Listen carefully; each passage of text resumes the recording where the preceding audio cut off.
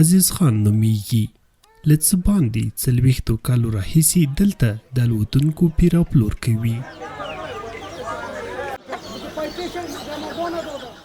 ږیره او ویښته یې په همدې بازار کې سپین کړي. د دغه بازار له تیر او اوسني حالته پوره خبر دی.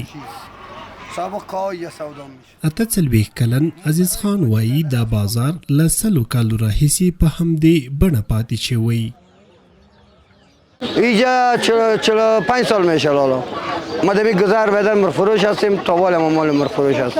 این سابق اینجا کوچه کاف فروشی بود، کاف فروخته میشه، حال پرنده فروشی است. سابق اینجا بسیاری سرک کلان بود، اینجا گادی میامد موتر میامد دیگه کوچه تیر میشه. افغانستان چې تر بل هر وخت پکې د پرمختګ او بیا رغونې سرک ډیر لیدل کیږي، ولې د کابل ښار په زړه کې د کافروشي پر نوم دغه ځای لا هم هماغسې د پخوا په څېر پاتې دی او دلته شاوخوا د پرمختګ او بیا رغونې کوم سرک نه لیدل کیږي. دا د کابل ښار په زړه کې د کافروشي پر نامه هغه ځای دی چې اوس هم د مرغانو پکې تیر او پلور ترسره کیږي. په تیر کې دا بازار د کافروشي یا په اصطلاح د پروړي یا وښو پلورلو بازار و، خو له کلونو راهیسې د ښکلو او نادرو الوتونکو د پیر او پلور په مرکز بدل شوی.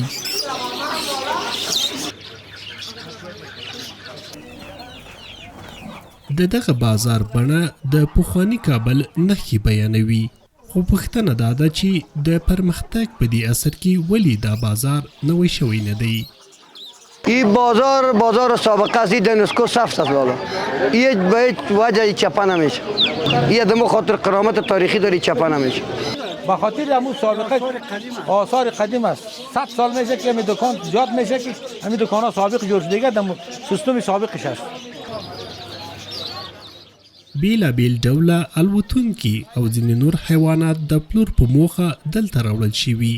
لا هم د الوتونکو مینوال او روزونکي په عادي او ځانګړو ورځو کې له نورو ولایتونو دې بازار ته راځي.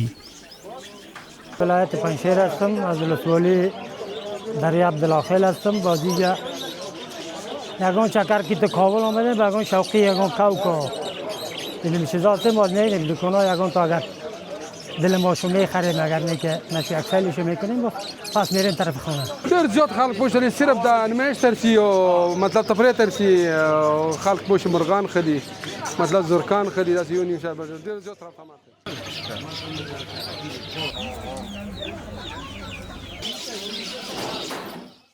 د کابل ښار په زړه کې یو پخوانی بازار، دا ځای د کافروشي پر نامه یادېږي او د مرغانو پیر او پلور پکې ترسره کیږي. دلته هټیوالو راته وویل چې دغه بازار سلګونه کاله تاریخ لري او لا هم د کابل پخوانی کابل په هغه پخوانی بڼه باندې همداسې پاتې شوی دی. هېڅ د پرمختګ څرک پکې نه لیدل کیږي.